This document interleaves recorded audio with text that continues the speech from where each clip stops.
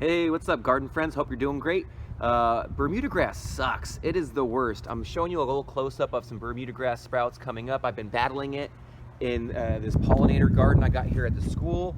We've got some beautiful plants in here, like this butterfly bush and some lagerstroemia and some salvia in there. So it's a great little bed. We've also got some milkweed for the monarchs, but we've been battling this infestation of Bermuda grass. This is a weed. It grows by a rhizome, and by that, if you're not familiar, rhizomes are like these underground stems. Looks like a root in a way, but it's actually a stem. And you can see I pulled one out right there. That's a really small one.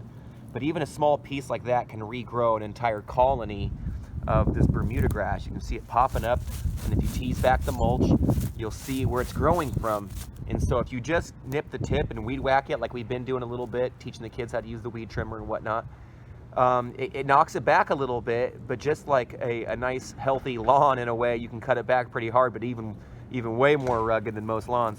It'll leave behind these rhizomes, these underground stems, and anywhere that they're still there, they'll just continue to sprout and regrow and cause havoc in your garden. You can see here, we've got mulch pretty thick out in this garden. We get mulch donated and delivered by a local tree company. So some of the mulch gets a bit chopped up and chewed up. It's different sizes, so it might not be the most ideal, but it is free. So we got thick mulch out here in some places. We need to thicken it up in others.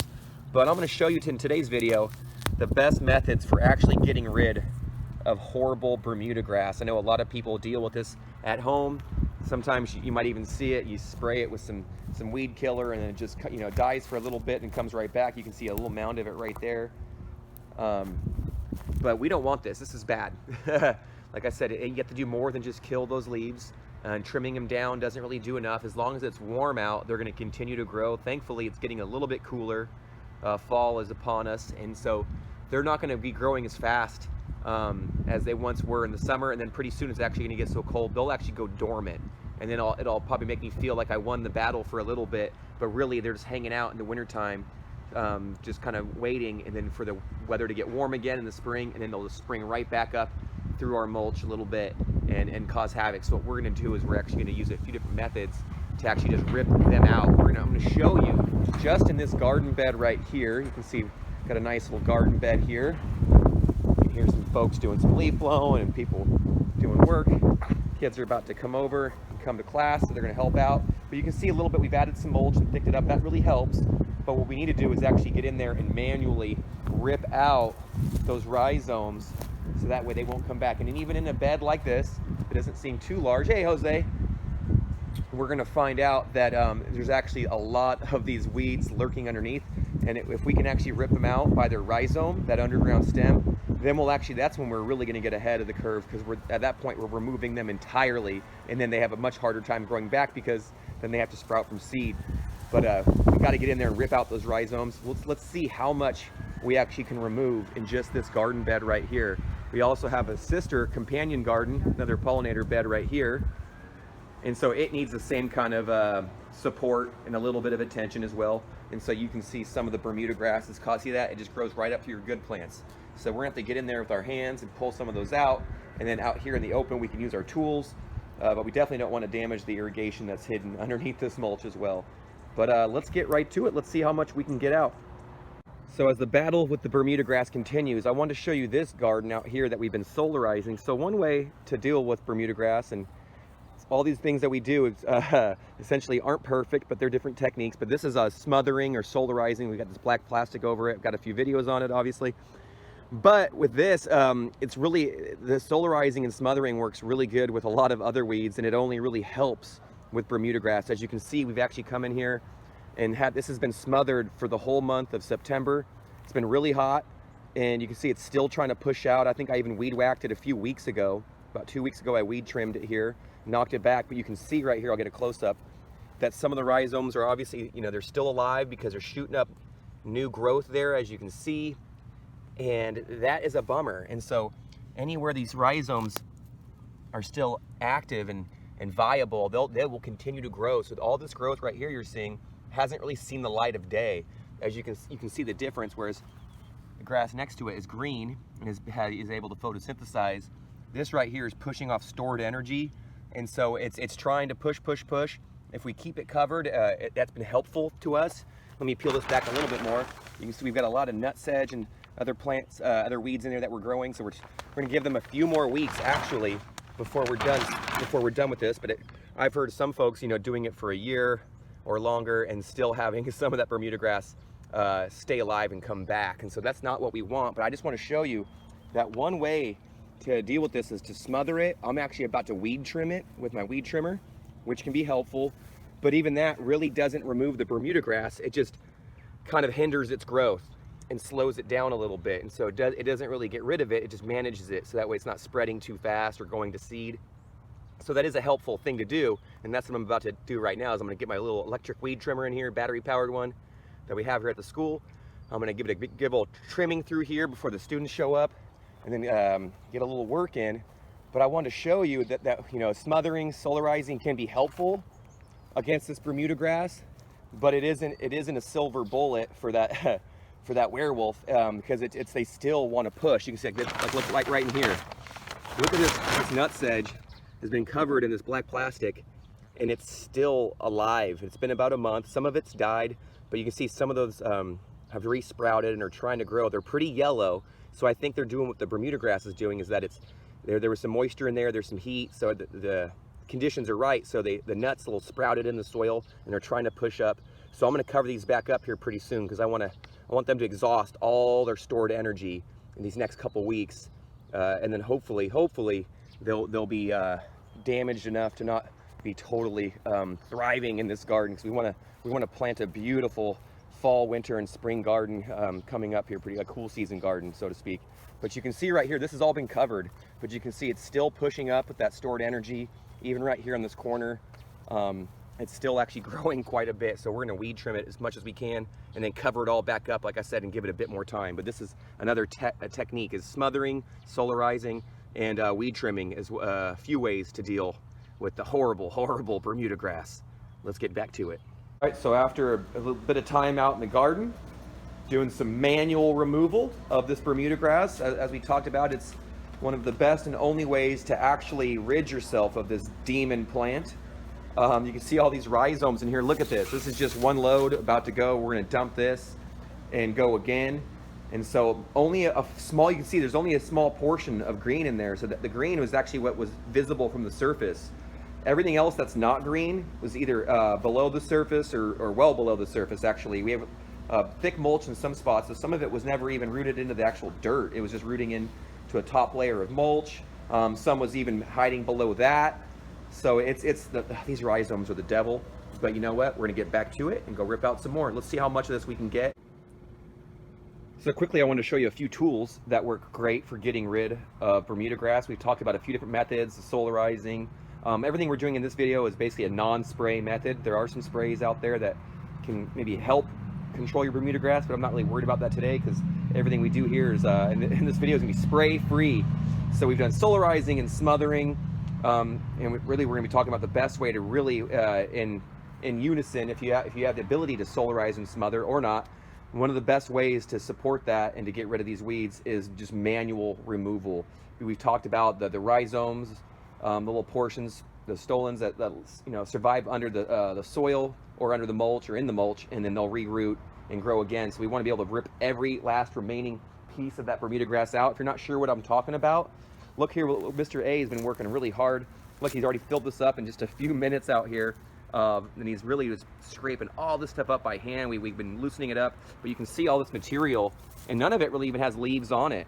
So all the material you see right here was actually below surface. None of this was even visible at the surface for the most part. And so if it gets left behind, it'll regrow. Right now, it's still warm enough for them to grow. Bermuda grass is a warm season weed for us.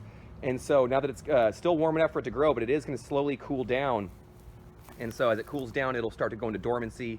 It'll stay dormant all winter and then come right back in spring. But we don't want that. We want to rip them all out, get rid of all those rhizomes, get them out of the soil. Those little underground, looks like a reproductive stem, essentially, that can live under the soil.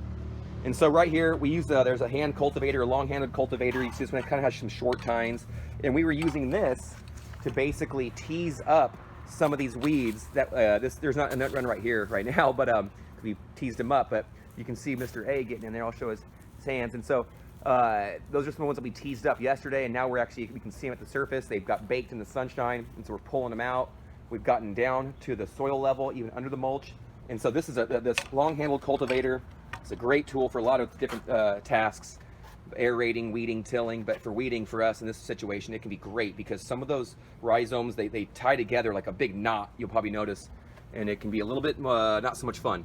So once you expose some of those, especially if you get down to soil level, this is a stirrup hoe, sometimes called an oscillating cultivator.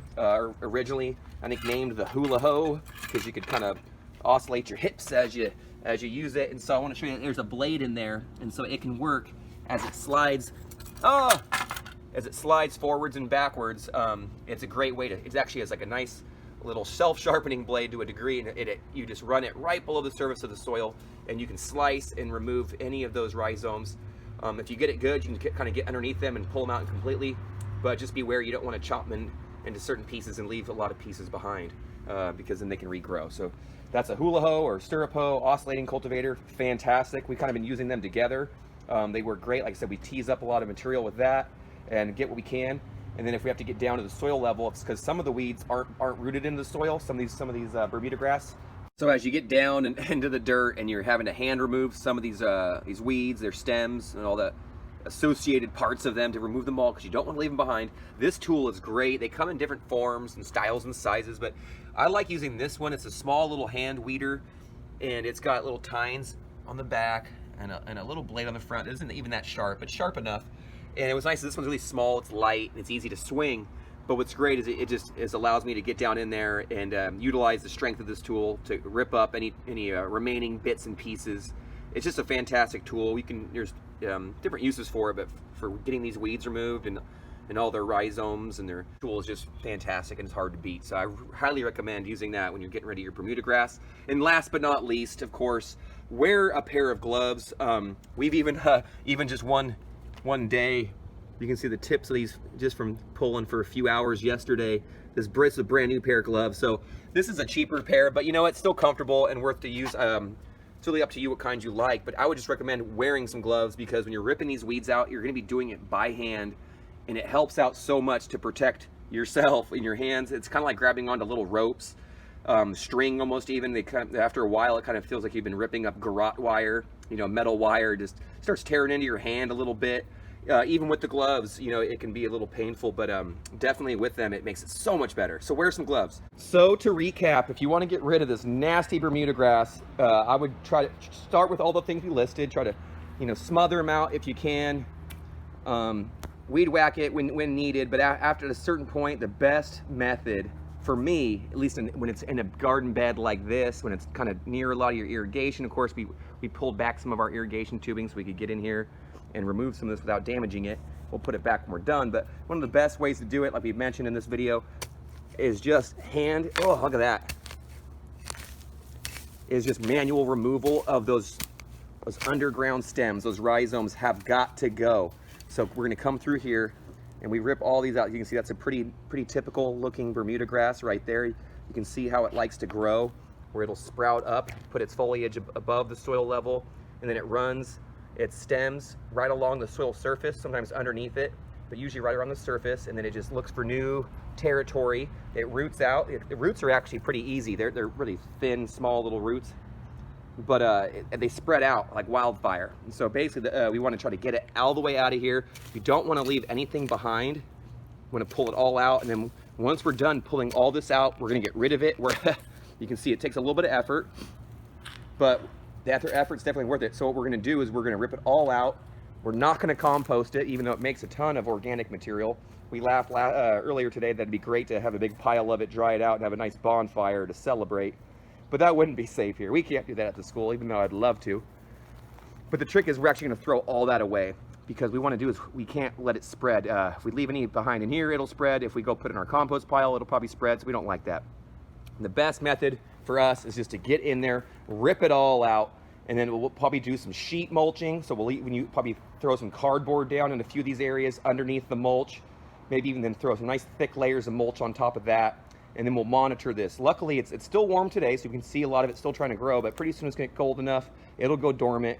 and then it won't spread for the winter, but then we'll have to notice it coming up in the spring. And so that's also a good time is to try to rip it out as whatever you left behind, because it's, you know, we'll do our best, but I guarantee we're not going to get every last bit out of it. I mean, it'd be impossible, right? So we're going to do our best to kind of rip stuff out, go over it, come back, go over it again, rip it out again, and just keep up with it. Just upkeep consistency is actually one of the best tools to getting rid of Bermuda grass. If you just try for one day, you're probably going to feel overwhelmed. You might make a little progress, and then if you don't come back to it, it'll just come right back. So I think continued, consistent little effort, and by ripping out all those stems and providing a situation where they're not going to have an environment they can thrive. They like water, they like the heat, and they need sunshine. So if you can rob them of that, whether whether it's like, you know, creating a situation where you're not flooding out your landscape with broken irrigation. Actually, a lot of the weeds out here that we've had, it was broken irrigation and then like a dead plant, and then the weed overtook that. So basically proper irrigation. We're going to thicken this up with more mulch. We'll rip all these out, and then hopefully we'll get some plants established in here so they can try to outcompete some of these weeds, although that kind of sounds optimistic, but it actually will help. So we'll have this whole little corner here replanted with a few fresh plants, perennials, but we're not going to plant them until we get all this out of here. We don't want to put them right on top of it because these weeds would just overtake them so quickly. What we want is a nice thick, lush garden of healthy, vibrant plants that are drought tolerant, sun tolerant, heat tolerant, that we can keep alive and to do well to bring in all of our wonderful pollinators. But we don't want that Bermuda grass. Here's a good example. So here's a patch right here. It's a little shadier from the trees. We got lots of mulch in there, and the irrigation that's in this area only goes to the specific plants that need it, and we don't over irrigate. We almost hardly even irrigate in this garden.